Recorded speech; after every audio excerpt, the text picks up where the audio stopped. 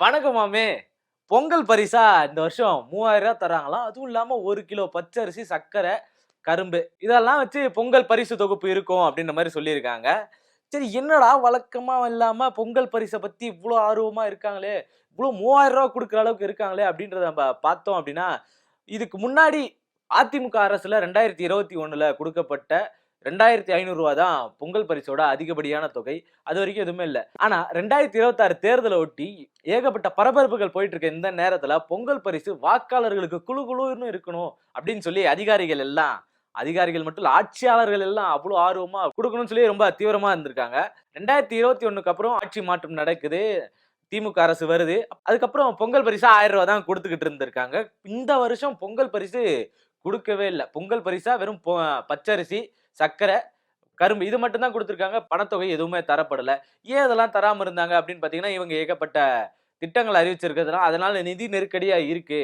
அப்படின்றதுனால இவங்க பொங்கல் பரிசு குடுக்காம இருந்திருக்காங்க.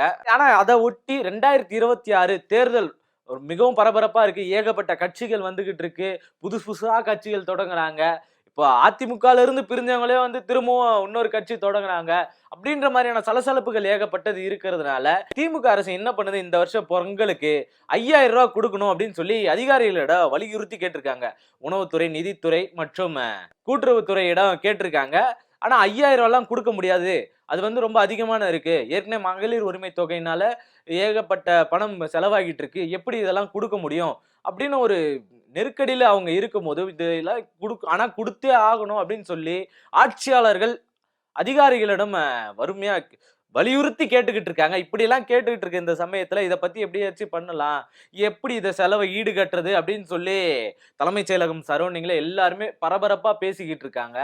பேசிக்கிட்டு இருக்கும்போது ஒரு பேசி கீசி ஒரு முடிவுக்கு வந்திருக்காங்க. ஒரு ரூ. 3000 பணமும், அ 1 கிலோ பச்சை அரிசி, சர்க்கரை, கரும்பு, முழு கரும்பு தரணும் அப்படின்னு சொல்லி அ ஆட்சியாளர்கள் எல்லாம் பேசிக்கிட்டு இருக்கும்போது, இது மூத்த அமைச்சர்கள் எல்லாம் கேட்டுக்கிட்டு தரணும்னு முடிவுக்கு வந்திருக்காங்க. தலைமைச் செயலக வட்டாரங்கள்ல தகவல்களாகவே மட்டும் பரவிட்டு இருக்கு. இன்னும் அதிகாரப்பூர்வமான எந்த ஒரு தகவலும் இன்னும் வரல. இவங்க பொங்கல் பரிசு குடுக்குறாங்க, குடுக்கல. இதெல்லாம் தாண்டி மக்களுக்கான திட்டங்கள வகுக்குறாங்களா? அப்படின்றது பெரிய கேள்விக்குறியா இருக்கு. இவங்க எல்லா வியூகமும் எப்படி இருக்கு அப்படின்னு பார்த்தீங்கன்னா, தேர்தல ஒட்டி தான் இவங்க எல்லாத்தையுமே பண்ணிட்டு இருக்காங்க.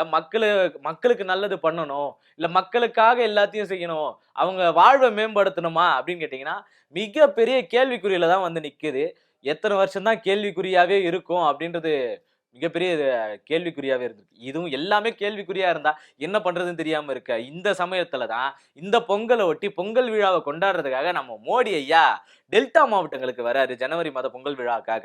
சரி டெல்டா மாவட்டம் ஏன் டெல்டா மாவட்டங்களுக்கு வராரு அப்படின்றத நம்ம உன்னிப்பா பார்க்கணும். பொங்கல் என்பது விவசாயிகள கொண்டாடக்கூடிய ஒரு நிகழ்ச்சியா இருந்துகிட்டு இருக்கு. ஒரு திருவிழாவா எல்லாரும் கொண்டாடிக்கிட்டு இருக்கோம். ஆனா அந்த இடத்துல இவர் மோடி வராரு அப்படின்றப்ப, பிரதமர் வராருன்றப்ப நமக்கு ஒரு மிகப்பெரிய ஒரு கேள்விக்குறி வருது. ஏற்கனவே இவங்க திருப்பரங்குன்ற விஷயம் மூலியமா எப்படியாச்சும் மதத்த உள்ள கொண்டு வந்துரலாம் அப்படின்னு பார்த்துக்கிட்டு இருக்காங்க. ஆனா பொங்கல்ன்றது அந்த மாரி முடியாது. பொங்கல்ன்றது தமிழர்களுக்கான பண்டிகை. அத வந்து மாத்தி இவங்க இந்துக்கள் பண்டிகைன்னு சொல்லி சொல்றதுக்கான வாய்ப்புகள் கூட நெறையவே இருக்கு. அங்க வந்து என்ன தேர்தல் வியூகம் நம்ம பிரதமர் அவர்கள் பண்ண போறாரு அப்படின்றது மிகப்பெரிய எதிர்பார்ப்போட இருக்கு. இதுக்கு இடையில அவங்க கூட்டணியில இருக்கக்கூடிய அதிமுகவினர் எல்லாருமே வந்து ஒரு பக்கமா பிரிஞ்சு கிடக்க, அதிலிருந்து ஒருத்தர் புதுசா கட்சி உருவாக்க போறேன்னு சொல்லிக்கிட்டு இன்னைக்கு போயிருக்க. இப்படி இருக்கும்போது இந்த எல்லாரையும் ஒன்றிணைச்சு, நீங்க எப்படின்னா பிரிஞ்சு கிடங்க. அதிமுகல எதனா பிரிஞ்சு கிடங்க. அதுக்குள்ளலாம் நாங்க வரமாட்டோம். ஆனா எல்லாருமே என்ன பண்ணுங்க, என்டிஏ கூட்டணிக்குள்ள வந்துருங்க. இந்த கூட்டணியில இருந்தா தான் எல்லாமே அப்படி வலுவா இருக்கும் அப்படின்னு சொல்லி டெல்லியில இருந்து இவங்க தேர்தல் வியூகம் வகுச்சுக்கிட்டு இருக்காங்க. தமிழ்நாட்ட கைப்படுத்தியே ஆகணும் அப்படின்ற ஒரு மும்முரமா செயல்பட்டுக்கிட்டு இருக்கு என்டிஏ கூட்டணி. ஆனா இதே நேரத்துல கேரளால என்ன பண்றாங்க, திருவனந்தபுரத்துல பாஜக தன்னுடைய ஆட்சிய புடிச்சிருக்கு. இத தொடர்ந்து தமிழ்நாட்டிலயும் அவங்க புடிக்க முடியுமா? இல்லையா? அதுக்கான வளர்ச்சி இருக்குதா? இல்லையான்றத நம்ம வெயிட் பண்ணி தான் பார்க்கணும். மோடியோட செயல் எந்த அளவுக்கு இருக்கு? அதுக்கு சிஎம் உடைய செயல் எந்த அளவுக்கு விரிவாயிட்டு இருக்கு? சிஎம்மா, பிஎம்மான்ற அளவுக்கு போய்க்கிட்டே இருக்கு. நம்ம அத எல்லாத்தையும் வெயிட் பண்ணி தான் பார்க்கணும். மக்களே தேர்தல் அப்ப பார்த்து இருந்துக்குங்க. கரெக்ட்டா தேர்ந்தெடுங்க. நன்றி.